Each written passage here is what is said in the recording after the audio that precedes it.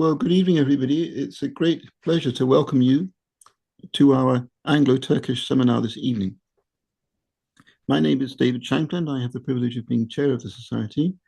And this evening, we are going to talk about Pirates of Barbary, Corsairs, Conquests and Captivity in 17th century Mediterranean by Adrian Tinniswood, who is a professor at the University of Buckingham and also associated with the University of Maynooth, a professor of cultural history.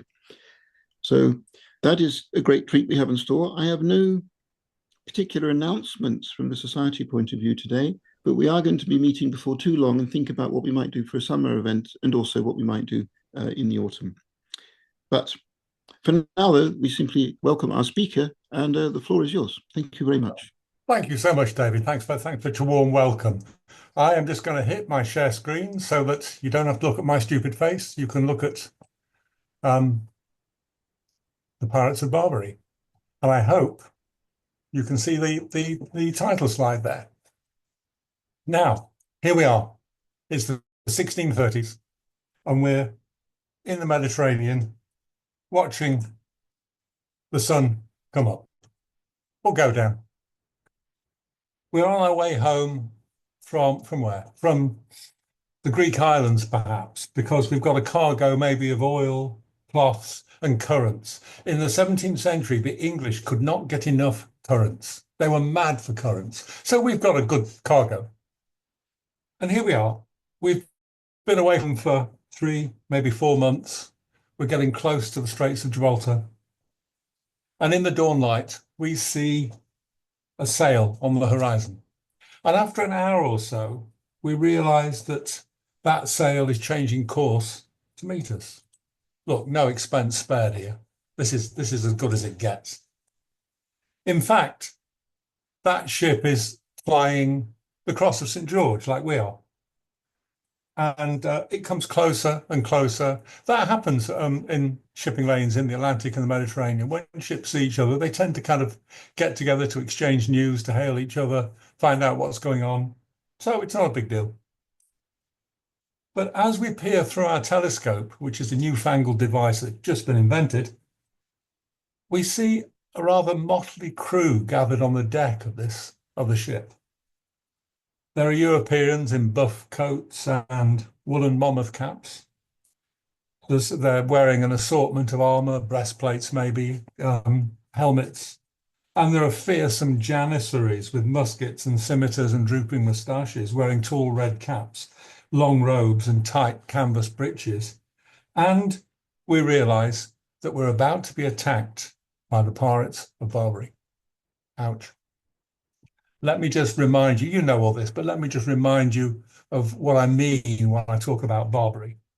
So we can think about Salah, near Rabat on the Atlantic coast of Morocco, which was a famous hangout of pirates, mainly Muslims who had been ejected from Spain and who had decided to get their own back by preying on Spanish shipping, but they weren't fussy. They would take English, Dutch, Italian shipping if they could.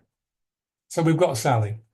Then we've got, as we move along the coast of North Africa, we have Algiers. Probably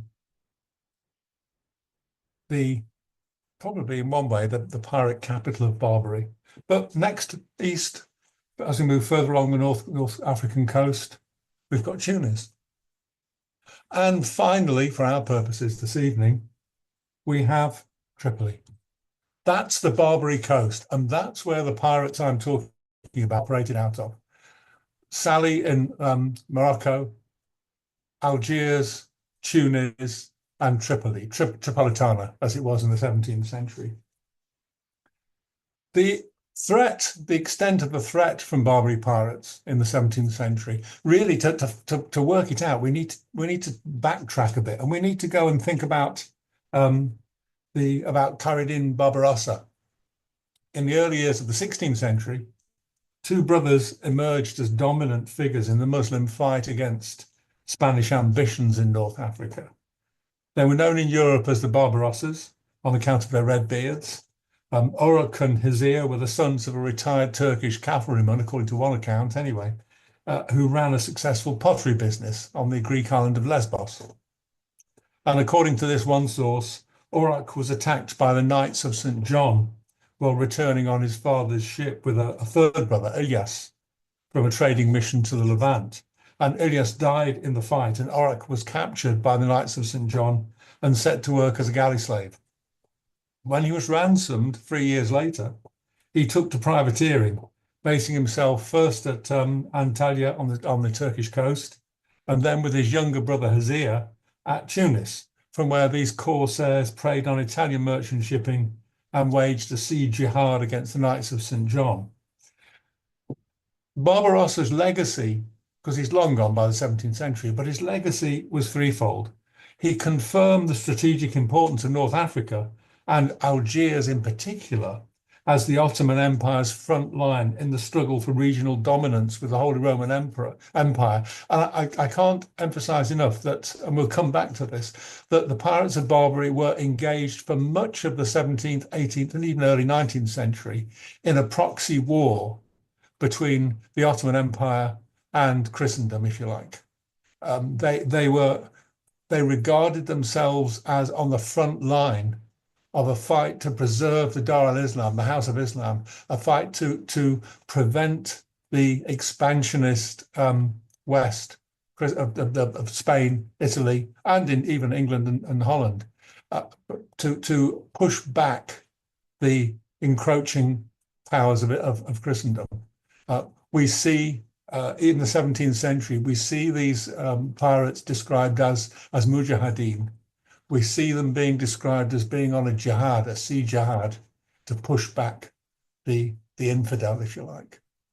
So it's an ideological battle, but that doesn't. So often in history, we think there must be one motive, but you can't have an overlap. They were pirates. They were Corsairs, which means that they were privateers. They had letters of marque, which allowed them to attack the shipping of enemy nations. But also, they were, so they're making money. They're making money, and they're ideologically driven. The Barbarossa, so as I say, confirmed the strategic importance of North Africa and of Algiers. He showed the economic benefits that could accrue to a relatively poor state like Algiers from the proceeds of well-organized privateering expeditions. And he left behind him a group of effective and battle-hardened Corsair captains when he died. Now, for most of the 16th and into the early 17th century, their exploits were confined to the Mediterranean.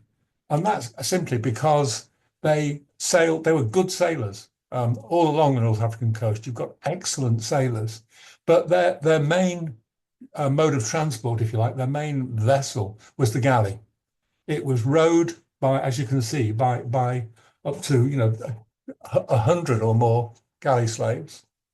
It was very maneuverable. It was flat-bottomed, very maneuverable, but it couldn't carry much in the way of provisions, which meant that Corsairs had to stop off for drinking water and food at fairly regular intervals. I mean, especially when you've got all these slaves to feed. And it was suited to the waters of the Mediterranean, but not the more tempestuous and stormy seas of the Atlantic. Now, when you think about pirates, when I think about pirates, I tend to think about Hollywood. I think about Errol Flynn as Captain Blood. I think about Jack Sparrow, Pirates of the Caribbean. This lot, they're fine. My pirates, I call them mine because I've got this proprietorial sense about the pirates of Barbary. My lot were a lot more sophisticated than these guys were. For one thing, I mentioned to you when you were about to be captured by pirates and when we started off in the Mediterranean in the 1630s. And I said that the ship that was coming to intercept you was flying a cross of St. George, an English flag, as you would. And pirates of Barbary did that. They weren't stupid enough to hoist a Jolly Roger or skull and crossbones like Jack Sparrow and Errol Flynn did. They would have a chest on deck, a chest full of national flags. They would establish what country their prey came from, and they would hoist up a flag to match. So, they're not doing skull and crossbone stuff. They're much smarter than that. But they're well armed. They have guns, almost all guns mounted on the prow of their galleys. And you can see there are fairly large cannon at the top there, moving down to small, almost handguns. On the bottom image shows, apart from fairly heavyweight cannon, it shows muskets on swivel guns. These were the weapons that the pirates of Barbary used until the early 17th century. And then something happened which just transformed the whole pursuit. What happened was all down to James I, actually. I mean, the reason I got into this, I was just saying to David, your chairman, the reason I got into this was a few decades ago now. I wrote a book about the Verney family of Buckinghamshire, a fascinating gentry family in the 17th century. And the reason I got interested in pirates was that one of the Verneys, Sir Francis here, this is Sir Francis Verney, we think. Sir Francis, in 1607, he had a row with his mother-in-law and he walked out on his wife. Well, that happened in Jacobean England, not that unusual. But what was unusual is that Francis Verney carried on walking until he got to Tunis, where he converted to Islam and became a Barbary Coast pirate. And I thought when I read this, how on earth did that happen? How did an English squire become a Barbary Coast pirate? And as I looked, I found that more and more Englishmen and indeed Dutchmen became Barbary Coast pirates in the early 17th century. And I thought, how was that? Well, I'll tell you how that was. Right through the end of the 16th century and into the early 17th century, England was at war with Spain. And that meant that privateers could carry letters of marque, they could carry licenses basically to prey on Spanish shipping because it was enemy shipping, or they could prey on ships that they believed were carrying goods to Spain. And men made a good living out of that. Englishmen made a good living out of that. In 1604, after James I came to the throne the previous year, in 1604, we see, was it the Somerset House Treaty? We see England making peace with Spain. And all of a sudden, those privateers were no longer able to earn a living preying on Spanish ships. They could go back to being fishermen. They could join the Navy, which was a fairly lousy job. What increasing numbers of them did was to become pirates. And they moved into the Mediterranean and settled in Algiers or Tunis mainly, but some in Tripoli, some in Salé. And they brought with them Western navigational technology. So that meant they took with them round ships. I mean, one of the most famous pirates in the 17th century was a man called Yusuf Rais, who lived in a palace of gold in Tunisia, who had a fleet of 25 pirate ships. He was a legend. Yusuf Rais started out as a fisherman from Faversham called John Ward. And John Ward had made some money as a privateer. He went back to fishing, couldn't stick it. So he stole a boat and moved into the Mediterranean, settled in Tunis. And increasing numbers of Englishmen and Dutchmen did this. Like Sir Francis Verney, in fact. Sir Francis Verney died in Messina in the end, in the great hospital in Messina. But he had quite a career as a pirate. John Ward, Yusuf Rais, had an amazing career as a pirate. And there were a Dutchman, Murat Rais was a Dutchman called Jan Jansen. Murat Rais famously in the 1620s, early 1630s, he sailed out of Algeria with two ships. He sailed round the southern coast of Ireland. He was heading for Kinsale.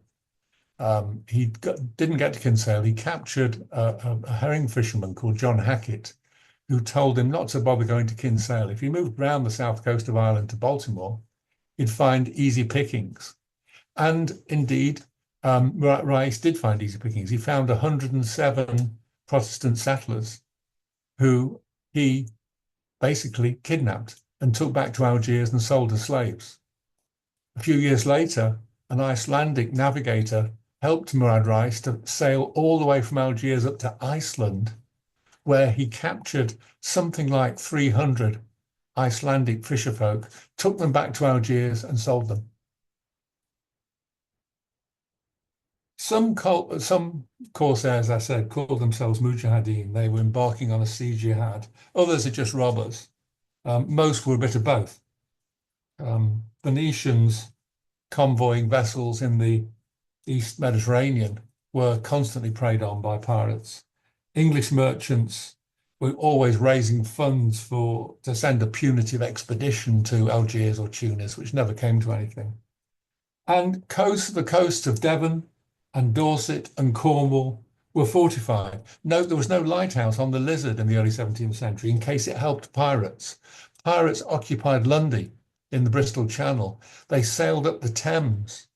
The south coast of England was constantly on guard for these Barbary pirates who had come out of the Mediterranean with this new learned technology and were able to sail in the Atlantic.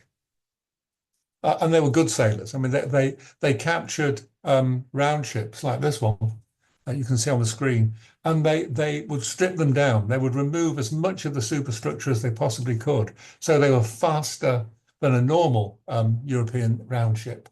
They were faster, they were more maneuverable, but also they could carry the weaponry that an English galleon carried. They could fire broadsides rather than just pointing their prow at their prey. They could come close to them, they could come next to them, they could fire broadsides, they could board them much more easily. It was a revolution in piracy. So anyway, let's go back to the matter in hand. We're about to be boarded by Barbary pirates. What do we do? What do they want? Well, they don't want to hurt you. They want your cargo. They want your ship because these ships are really useful to them. And they want you because the big currency in 17th century Barbary is slaves. Something like 1 million Christians are sold into slavery on the Barbary coast in the 17th century, 1 million slaves. At least as many North Africans are taken into slavery in Italy and Spain, the rest of Southern Europe, and France, Southern Europe. It's a two-way street. This isn't a one-way thing at all. But Barbary exists not only on capturing cargo and shipping, it thrives on capturing souls, on taking people. So what do you do? I mean, so because they don't want to harm you, they rely very heavily on shock and awe. Although this lad, I'm not sure he looks shocking or awesome.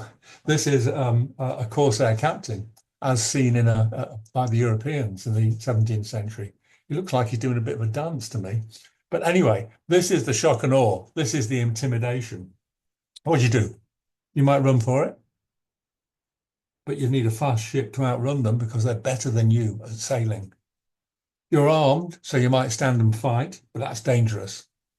Or you can do what they're yelling at you to do from the deck of their ship as they come closer to you. You can lower your sails, you can wait for them to board. And then what? Well, let me just take you through a real encounter with Barbary pirates for a moment. On Saturday, the 10th of August, 1639, a chap called William Oakley is aboard the Mary of London, and which is taking cloth and colonists to Providence Island, a settlement off the coast of present-day Nicaragua, in fact. When the pirates came into view that dawn, the Mary was 6 days out from the Isle of Wight. It was travelling in a convoy with 2 other ships that were also making the crossing to the New World. So they were well out into the Atlantic by now. They were away from the Corsairs' more obvious hunting grounds, and the Mary should have been safe. At dusk, though, they realised they were being followed, and the master of the Mary lost his nerve and gave the order to hoist sail. In the darkness, the vessel almost managed to escape, but dawn saw the pirates closing fast, and after a short fight in which 6 of the English sailors were killed, Others were wounded. The pirates boarded the Mary and took control of it. Survivors joined the crew and passengers from the other two vessels, which had been captured in the middle of the night. They were kept below deck in one of the Corsairs' ships for 5 or 6 weeks in the stinking darkness, and learning the lingua franca, the language of the Franks, which was a kind of polyglot language used all around the Mediterranean basin. Basically, the 17th century was not too fussy about nationalities. As far as England was concerned, anyone from Barbary was a Turk. Anyone who was a Muslim was a Turk. That was it. They were called Turks. In the same way, any Christians in France and Italy and Spain and England and Holland, any Christian was a Frank. So you got Franks, you got Turks. They didn't distinguish between nationalities at all. So when William Oakley landed in Algiers, he spent his first night ashore he said, in a deep, nasty cellar, one of the holding pens down by the quay in Algiers. The next morning, he and the others were herded en masse to the hall of audience at the palace and paraded in front of the Pasha, Yusuf II, who sat cross-legged on blue tapestry cushions in a gown of red silk and a great turban. And the Pasha had the right to 1 in every 10 captives as his dividend, his take on the expedition. And with ransom in mind, the Pasha usually chose those who seemed to be or claimed to be well-born, because ransom was another big earner. Slaves were, as we'll see, partly they were used as workers, but the main idea was to sell them back, to ransom them back to Christian Europe. Oakley was not particularly well-born, and he accompanied the remaining prisoners back to the bagnio, and they waited for market day. It was a frightening time. On top of the disorientation and the discomfort, there was a dreadful apprehension as the prisoners remembered lurid tales of cruelty, male rape, forced conversion, being beaten and tortured and made, I quote, either to turn Turk or to attend their filthiness and impieties. Now, such things did happen. Slave owners would deliberately mistreat new slaves and then get them to write home for ransom because it focused their mind. Sodomy, both consensual and non-consensual, was more common in North Africa than it was in Britain, although it was nothing like as common as Europeans like to pretend. And while most descriptions of Christian captives being tortured into converting to Islam were coloured by a strong element of anti-Islamic propaganda, there's no doubt that the more pious owners did bring pressure to bear on their slaves to become Muslims. And there was an idea, which was entirely false, I should say. There was a notion that if you converted to Islam, you would have to be freed because Islam did not allow Muslims to be slaves. In fact, the Algerians and the Tunisians ignored that completely. So William Oakley is sold to, it doesn't say for how much, he's sold to a Moroccan, a Morisco, and he settles down into life as a slave. Now, it's not like black slaves on plantations in Virginia or Barbados. Slaves in Barbary were really very well treated by and large. I mean, after a while, William Oakley is told by his owner that he's fed up with feeding him, and William's got to go out and earn some money for himself. He sets up as a shopkeeper with an investment from his owner, and he has to give a certain amount of money every month to the owner. And he spends 5 years as a shopkeeper in Algiers. And then after these 5 years, he's jarred out of his complaint. He's settling down, like a lot of slaves did. I mean, a lot of slaves, they married Algerian or Tunisian women. They made a living for themselves. Sometimes they were freed, sometimes not, but they settled down to life in Barbary. William Oakley did this until his owner said that he should give up his shop and go and run his owner's country estate outside Algiers. And William thought, if I once quitted my shop, I should lose with it all means and therefore all hopes to rid myself out of this slavery. He might have a comfortable life as an estate manager for a benevolent patron. But as he said, fetters of gold do not lose their nature. They are fetters still. If he wanted to see England again, he had to act. So William hit on an amazingly audacious plan.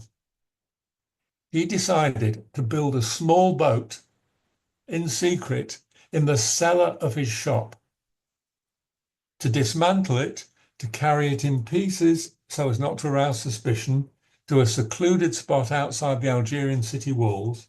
And under cover of darkness, he was going to put this boat back together, and he was going to row or sail it due north across 190 miles of open sea until he reached Majorca, when he was going to throw himself on the mercy of the Spanish governor there. It's an incredible idea. Now, he obviously couldn't do all of this on his own. And his first step was to sound out other members of the sizable expat community of English slaves in Algiers. They all told him this was a brilliant idea. But they all thought at the same time of pressing reasons why they couldn't really join him. I can't blame them. It was bonkers. It was a crazy idea. Then he made discreet inquiries over the spring of 1644, and he eventually recruited 6 English fellow slaves. There were 2 carpenters who were going to help him make the boat. There was a sailor who was going to help him sail it. There was a bricklayer who was not immediately, obviously, a useful member of the crew, but the bricklayer was regularly working outside the city walls, so he could take stuff out of outside the city walls without arousing suspicion. The other 2 conspirators we don't know anything about them. They were employed in washing and drying clothes down by the seashore, and that meant that they could also travel out of the city without being challenged, and they could come and go taking small pieces of boat with them. So that June 1644, the cellar where William stored his goods was turned into a clandestine boat building yard. The slaves got hold of a 12-foot long piece of timber for the keel, and they cut it in half because you couldn't wander outside the city walls carrying a 12-foot long keel-shaped piece of timber. It would have aroused a bit of suspicion. So they cut it in half and they prepared it for jointing. They worked out quite a complicated system of holes and nails to hold this ship together. The ribs of the boat, they did the same thing on. And they could reassemble this thing, the skeleton of the boat, by putting nails into the holes. And they hoped it would hold together. They agreed it was going to be folly to use wooden boards on the hull. The hammering and sawing would arouse too much attention from the authorities. So they bought stout canvas, enough to cover this frame twice over. And one night, William and the 2 carpenters set about waterproofing this canvas with hot pitch and tallow. I mean, this nearly brought the whole thing to an end because they worked in the close confines of the cellar, melting their materials in earthen pots, with the door closed and rags stuffed into every gap to prevent telltale steam escaping into the street. And as one by one they collapsed, overcome by fumes, they realized this wasn't a great idea. William managed to stagger out into the night, and he collapsed in the street. His comrades brought him to, dragged him back inside, and eventually the 3 men agreed to put their faith in God and work with the cellar door wide open, fingers crossed. Step by step, they got everything ready. They practiced putting the boat together and taking it apart, putting it back together again. They fashioned wooden seats. They made oars from pipe staves and barrel staves. They bought more canvas to use as a makeshift sail. They got hold of 2 tanned goat skins to use as water barrels, water butts. And they decided to take fresh water, a small quantity of bread, and nothing else. William said, "We presumed our stay at sea must be but short, for either we should speedily recover land, or speedily be drowned, or speedily be brought back again." By the end of June, everything's ready. The keel, the ribs, the waterproof canvas, all the other bits and pieces have been smuggled out of the city and hidden in fields down by the shore. And on the night of the 30th of June, 1644, about an hour after dusk, the little party gathered by the shore, retrieved all their bits and pieces, and got to work in the darkness. 4 of the group hoisted the boat onto their shoulders and carried it down to the sea. The other 3 followed in half darkness, like mourners at a ghostly funeral. When they reached the sea, they all stripped naked, threw their clothes into the boat, tossed the goat skins full of fresh water and the bread in after them, and dragged the craft out as far into the waves as they could manage. Then they all jumped in, and it sank. There were no leaks. The frame held up to the waves. It was just that the little dinghy couldn't bear the weight of 7 men. That was enough for one of the washermen, who was already nervous at the prospect of going to sea in such a frail craft. He said he'd stay behind. So they rescued the boat, they bailed her out, they refloated her, and they jettisoned most of their clothing. They left themselves with just shirts or loose coats, but it wasn't enough. After an awkward pause, a second man said, well, actually, I'm not that worried. And he would stay behind. So the remaining 5 said a prayer, they bade their friends farewell, and set sail for Majorca. They were still a long way from liberty. For the rest of the night, they worked frantically to get clear of Algiers. 4 men manned the oars, while the 5th bailed out the seawater that was seeping through the canvas hull. But the wind was against them, and when the sun rose at 5:30 the next morning, they were still in sight of ships in Algiers, which made them redouble their efforts to move. No one came after them by some miracle, and they soon found another problem. Their entire store of bread was soaked with seawater, like a drunken toast sopped in brine, said William. And the same seawater had seeped into the goat skins, bringing out the tanning liquor in the skins and turning the freshwater foul. In desperation, they ate the bread anyway. There was none left on the 3rd day. By then, they were drinking their own urine. They were desperate. They were dying. They kept on, heading north all the time. One of the group, the sailor, had a small compass, but they used to take their bearings by day. At night, they followed the stars. By early on the 5th day, they'd stopped rowing. They were too exhausted. They were sunburned. They were dehydrated. Their lives were saved by an unsuspecting turtle who was dozing in the sea. William said, had the great Francis Drake discovered the Spanish plate fleet, he could not have more rejoiced. They hauled the unlucky turtle aboard, chopped its head off and drank its blood and ate its liver. Blah. Really, it wonderfully refreshed our spirits, said William. Around noon on the 6th day, they sighted land. It was a long way off, but they leapt into the sea and swam for joy. Then they clambered back aboard the dinghy and fell asleep and drifted. They woke up, they rowed hard all night and all the next day, and they finally came on the coast of Majorca on the night of the 6th of July, the 6 days after they had escaped from slavery in Algiers. The Majorcans, the viceroy in the ancient Almedina palace, everybody was amazed that they'd managed 190 miles in open sea in this dinghy.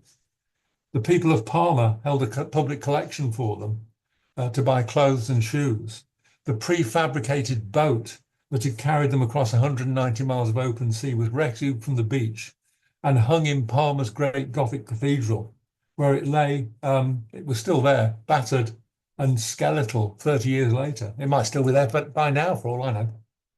A monument to their miraculous deliverance. Anyway, by the 1660s, things were quietening down on Barbary. And there was a system gradually evolved, basically a system of tributes and licenses. The Western nations trading through the Mediterranean with the Levant were able to buy licenses, safe passages, if you like. Governments paid tribute to the Corsair kings of Algiers and Tunis and Tripolitana. They paid them tribute to allow them safe passage. And things quietened. And then at the end of the 18th century, an act of rebellion on the other side of the Atlantic led indirectly to the collapse of this entire delicate power structure. When the American colonies, and here we've got Washington crossing the Delaware, nothing to do with pirates, you'd think, but when the American colonies declared independence in 1776, Great Britain, understandably, withdrew safe conduct passes from American vessels. And American shipping going through the Mediterranean was quite important. It was quite an important economic factor in America's prosperity.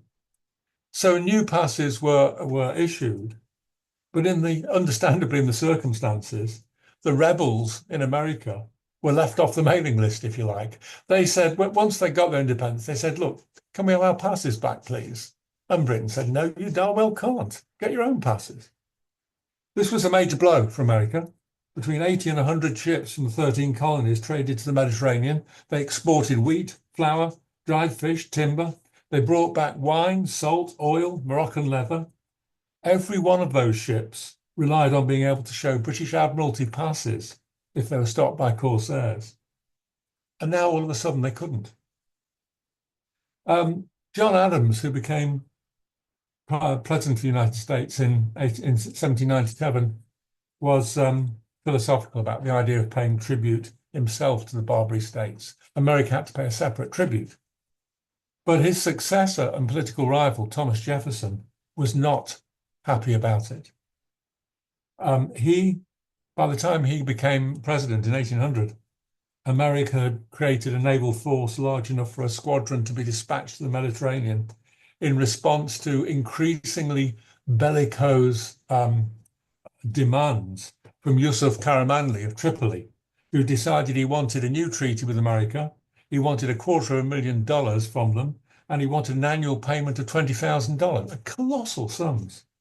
This US squadron, which consisted of 3 frigates and a sloop, arrived off Gibraltar in 1801 and found that Yusuf Karamanli had found himself a place in the history books. Yusuf had become the first head of state to declare war on America. It didn't go well for America. A brand new 44-gun frigate, the Philadelphia, was when at 9 o'clock in the morning of the 31st of October, 1803, she caught sight of an enemy vessel trying to slip into harbour, trying to avoid the blockade. There was an exchange of fire, there was a pursuit, and then the Philadelphia's captain, William Bainbridge, realised there was no hope of catching the ship. He gave orders to abandon the action, at which point his frigate ran onto a submerged reef and stuck fast, in full view of the Tripolitan Navy. They did everything they could to float her off. They cut the anchors, they threw heavy lump, they even threw some of the guns overboard. Eventually they cut away the foremast and the top gallant mast, all of the while taking fire from Tripolitan gunboats who had realised the Philadelphia was in trouble. Eventually, Bainbridge, the captain, surrendered that day, and 307 officers and crew of the Philadelphia were taken ashore and imprisoned. Yusuf reacted to his fighters' success by raising his price for peace to $3 million and using his captives as a bargaining counter. The Philadelphia was salvaged and brought back into a harbour, and over that winter the Tripolitans went to work trying to repair and re-armour so they could use her. Back in America, or rather in the American fleet in the Mediterranean, they decided it was impossible to rescue the Philadelphia. There was a chance, however, that a raiding party might fire her, and that would at least prevent her from being used by Yusuf and against them. The mission was given to a young naval lieutenant called, from Maryland, Stephen Decatur. And with a crew, to cut a long story short, with a crew of volunteers and a Sicilian pilot, he sailed a captured ketch called the Intrepid into Tripoli harbour one night, pretending to be a merchant and claiming he'd lost his anchors. He requested permission to tie up next to the Philadelphia. They then stormed aboard, set fire to the ship, and rowed out of the harbour and into American history books. Incredible. The Americans continued trying to subdue the Tripolitans. Not with, if you know your what is it, from the halls of Montezuma to the shores of Tripoli, they tried to invade Tripoli. They went overland through the through across the Libyan desert to Dana, a Tripolitan outpost to the east of Cyrene. They took that Tripolitan outpost, and eventually the more powerful American Navy arrived off Dana with the news that Yusuf had suddenly caved and made peace with America. There was no need to go any further. Meanwhile, though, just to round up, Algiers, Tunis, and Tripoli were caught in a rather greater struggle because well, this is the storming of Dana by American Marines. In 1807, the British government abolished the trade in slaves, although not the institution of slavery itself, but just the trade in slaves. And in 1807, it was abolished throughout the British Empire. In the years that followed, Britain brought pressure to bear on other slave trading nations that to follow suit. But abolitionists and anti-abolitionists alike were quick to point out the hypocrisy of Britain's position. How could it be so eager to put a stop to the traffic in black slaves when it turned a blind eye to the enslavement of white Christians on the Barbary coast? Slavery was vital to the Algerian economy, and Omar the Dey he refused point blank to end the enslavement of Christians. Worse, he ordered the arrest of a community of Italian coral fishermen who lived on the coast at Bona, near the Tunisian border. The fishermen were celebrating an Ascension Day Mass on the shore when Janissaries arrived. 100 fishermen at least were hacked to death, many more were wounded, and the rest were taken into slavery. The British decided that something must be done.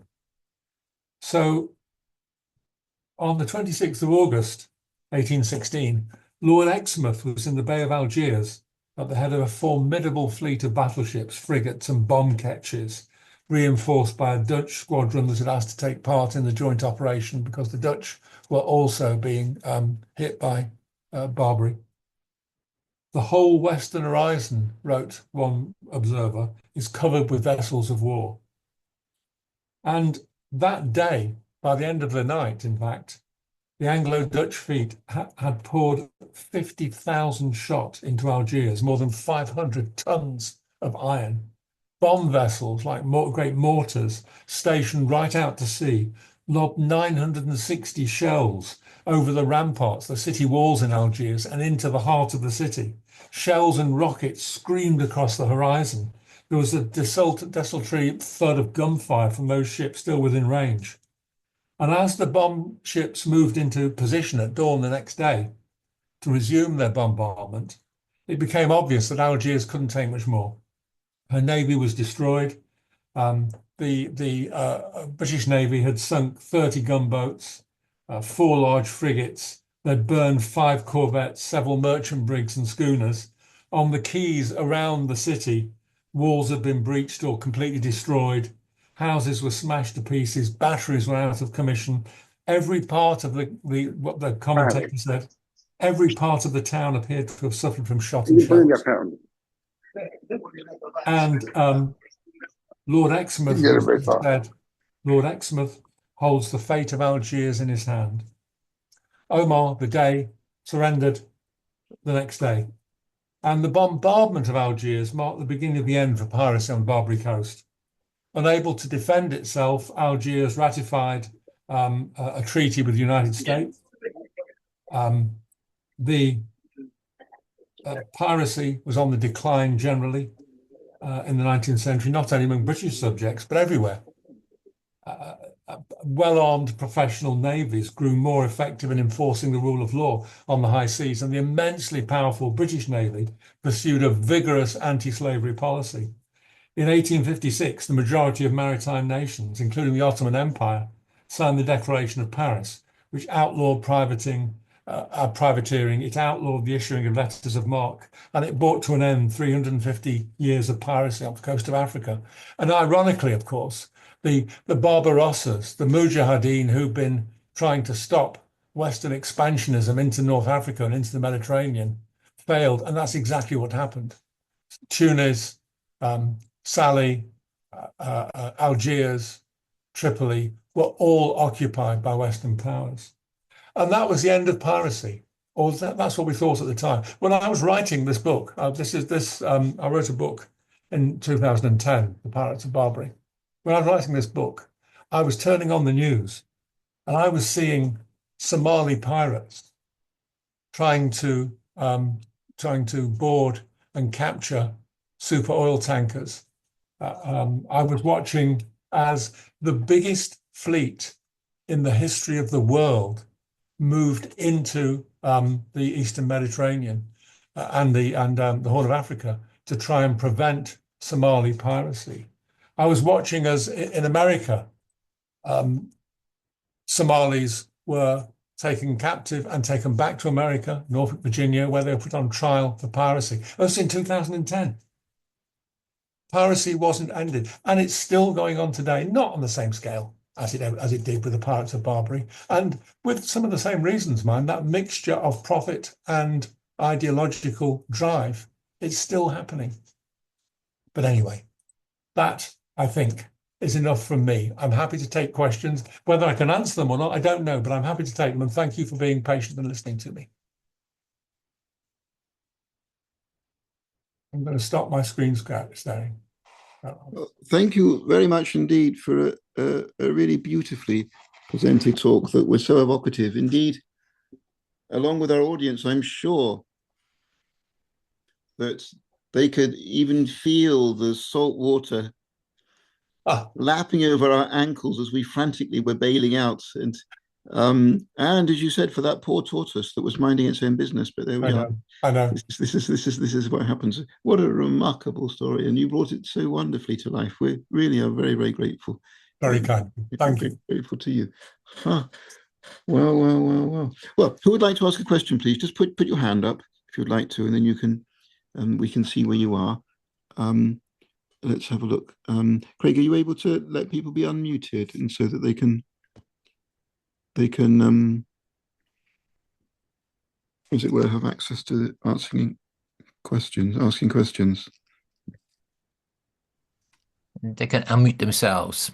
Okay. Well, please just go ahead and unmute yourselves and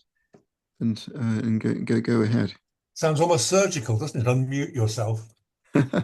Indeed, it does. I mean, one of the themes that I think we learn about more and more as we investigate the more detailed cultural interactions between people all over is just how fluid they were. I mean, we had the late Keith Hopwood, the classicist who worked on the frontiers of Byzantium. He traced the way for several centuries. We had an extraordinarily fluid mix as the Byzantines were gradually retreating, and the Seljuks and Ottomans were coming up through Anatolia. Pardon? No, I was going to say, David, I can't emphasize enough what a polyglot lot the Pirates of Barbary were. Right. We know in the late 16th century, but coming up to 1700, Algiers had something like, I can't remember the exact numbers, but it's something like 38 pirate captains operating out of Algiers. Only 6 of them were Algerian. There were Greeks, there were Albanians, there were Dutchmen, there were Englishmen, there were Italians, renegades. It was, Algiers, the Pirates of Barbary operating in Algiers weren't by and large Algerian. They were people that had found sanctuary in Algiers, and they're professional sailors and they were professional pirates. But it's a huge mix, a hugely international mix. Sorry, we've got a question from Ali. But just to finish that, to go on with that train, though, you see that because not only that, we've got the train of thought, because we've got the situation that Noel Malcolm has described with the with people coming down from Venice into the Balkans towards Istanbul and gradually becoming incorporated into the Ottoman Ottoman system, and then vice versa, then going back again. Yeah, yeah. You see, so now we have a further example of this extraordinarily complex integration and fluid integration in North Africa, and I'm wondering whether that in itself couldn't give enough space for somebody to write a major volume looking at this vis-a-vis the Ottoman Empire from all three geographical perspectives, and it might make us reconsider the whole of our understanding of the millet system as well as being much more fluid. There was a point. It came to nothing, but after my book came out, I was talking to a TV producer who was desperate to write to make a program about Algiers and the Icelandic slaves, because all but 3 or 4 of them stayed in Algeria. And these days, with DNA sort of profiling, we can actually track back descendants of those Icelandic settlers. I mean, one of those projects that was great fun while it lasted, but it didn't last very long. It came to nothing. But it would be really interesting to see, whether the gene pool in those North African states still contains a lot of European blood from slaves, as I say, who settled there, a lot of them, and lived happily ever after. They weren't badly treated. I can't emphasize that enough, most of them. Extraordinary. Well, excellent. Good. Right. And Ali, would you like to ask your question? Go ahead, please. Yes, please. Thank you. My question is regarding the change in power dynamics between the European states and the Barbary Corsairs. Would you reckon, Professor, that the attack towards the Bay of Tunis in 1655 by Robert Blake is like the first jab at this change in power dynamics? Yeah, I mean, I think yes, and I think a lot of it has to do with powerful navies, and the idea of moving into the British fleet moving into the Mediterranean and attacking directly. You're quite right. I mean, Blake's assault in Bay of Tunis was an astonishing feat in lots of ways, but it does have to be seen in this ideological context of these proxy wars being fought out between the much greater powers, between Christendom and the Ottoman Empire, if you like. And I think it does start to change. And after Blake, you do see this system of licenses and passes being introduced, and you see a period of relative stability. You still get piracy, but relative stability, the state-sanctioned piracy that you get in Tunis and Tripoli and Algeria starts to be formalized. And the idea of licenses, the idea of tribute, means that there's an equilibrium that's reached, if you like, which is upset by America in 1800. But yes, I agree with you. I do agree with you. It marks a turning point, I think, Blake's expedition.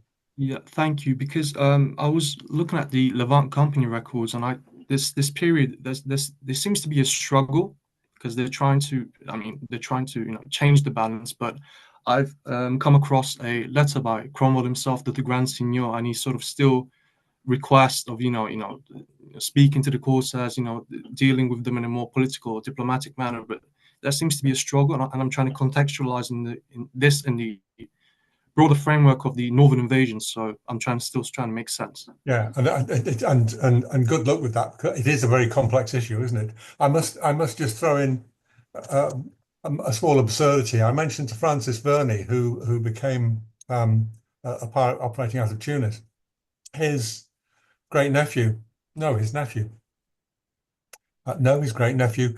became a Levant trader working out of Aleppo in the later 17th century.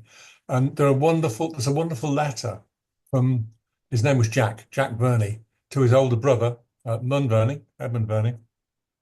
Mun is saying to his young brother in Aleppo, I hope hope you're behaving yourself, hope you're working hard. And Jack says, I'm working hard, but I do play as well. This is in 1672. I play cricket. He played cricket on the plains of Antioch, and which is bizarre enough as a kind of collision of cultures, if you like. But also, he sends his brother back a Persian robe and a headdress and a scimitar and a bow and arrows. So you've got his brother, I've got to tell you, he was 20 stone. He was enormous, his brother, sinking up to his ankles in mud in the Buckinghamshire lanes, dressed as a janissary almost, not quite. Well, his brother Jack is hitting balls for six on the plains of Antioch. And honestly, you just couldn't make that up, could you? It's absurd, absolutely absurd. And wonderful.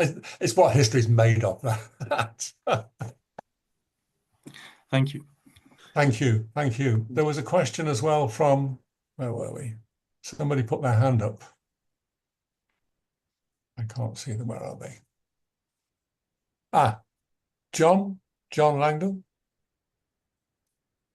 was asking, was there much in the hinterland of the Barbary coast ports, or was the area pretty barren? The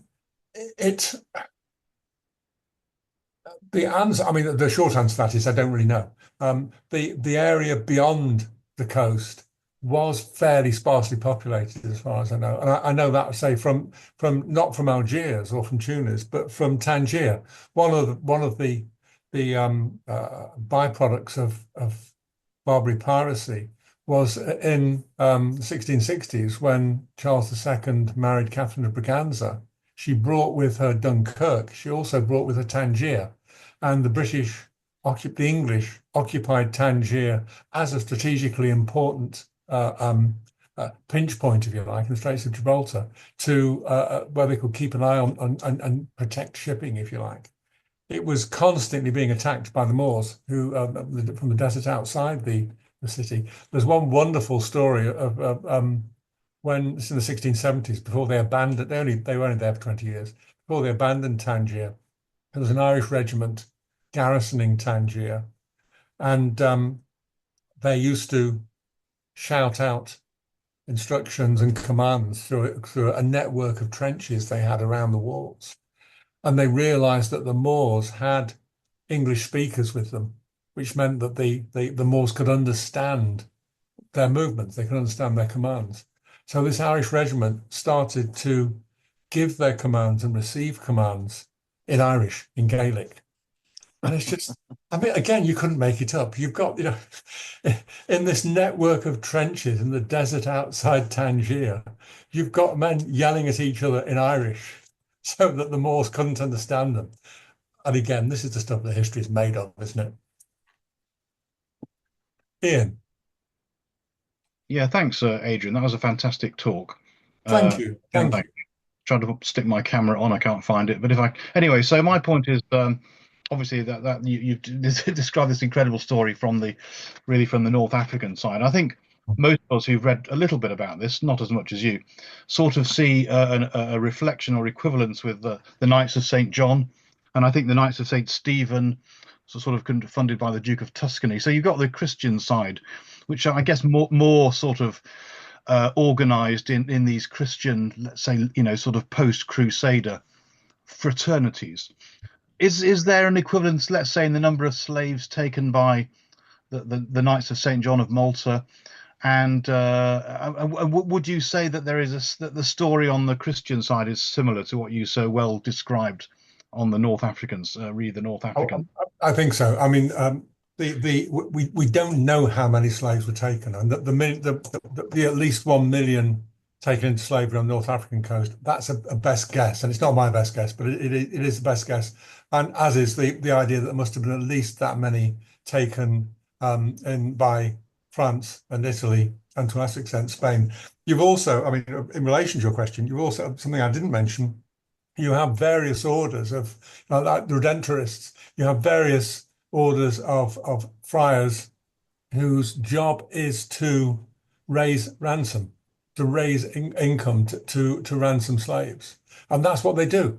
That's what they do. And it's not only in Southern Europe that happens. There are regular fundraising gigs, if you like, in England, in London, to raise money to ransom slaves back, to get slaves back from England, from Algiers or Tunis or Sally. I mean, there's a very big expedition in 1637.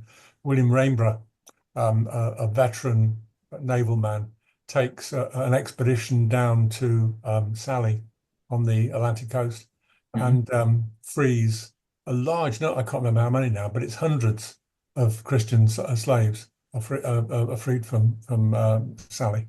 So yeah, I mean, it is very much a two-way street, and there are, there's evidence across Italy, of African slaves. Again, Barbary coast, North Africa mainly, North Africans being taken into slavery. And I don't know enough, I've got to be honest, I don't know enough about how they were treated or what they, how their lives were led. I mean, I know much more about Christian slaves in Barbary. Well, I say, well, by and large, were treated pretty darn well. They could, for instance, practice their religion in Algiers. Jews and Catholics and even Protestants were allowed to practice their religion quite happily. And there were clergymen, English clergymen operating out in Algiers who'd been captured and who, William Spratt, I think, who ran a congregation in Algiers, an Anglican congregation in Algiers purely for slaves. Yeah, thanks, Adrian. Thank you.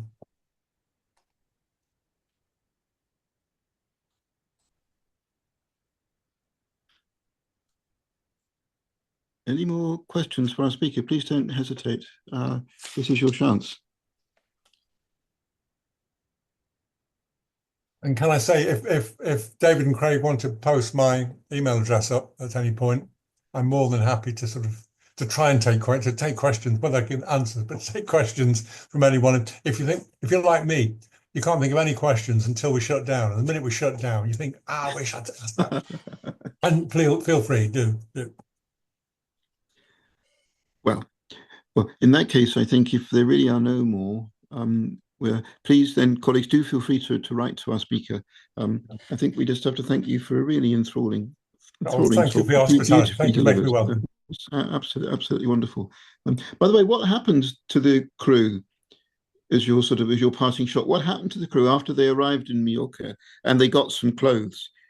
Do we know what happened after that? Yeah, we know so much because William Oakley got back to London. I mean, he got back to London, in the middle of a civil war, in 1645, it is 1644-45. He left in 1638, 39, and he gets back to England at war. He's given clothes, and he decides he's going to go back over land. He's not going to sail the Mediterranean. Just in case he ends up back in Algiers. So he goes over land as far as he can and then crosses the channel. And we know so much about him because there is a kind of a literary genre of slave literature in the mid-17th century. And William Oakley wrote his story. So that's why, I was quoting from him. That's why we know so much of the detail about how he got away, because he wrote it himself in 1647, 48, I think. And it's still, and again, I can fish it out for you if you like. It's still available to read. It's a fascinating pamphlet. It really is.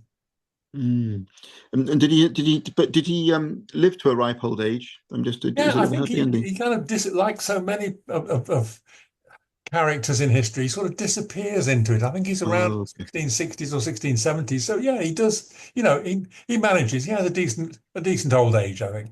Well, that's so nice. Thank you very much indeed. Well, so we know what to do if we ever get kidnapped and put into Algiers. We know how to get out. That's exactly. Now you've got the wherewithal. Well, thank you so much, and we should all join in. Oh well, thank you very much for your hospitality. Thank you for making me feel so welcome. I've enjoyed it very much. Thank you, and have a very pleasant evening. Thank you so much. Same to you all. Take care, everybody. Bye bye.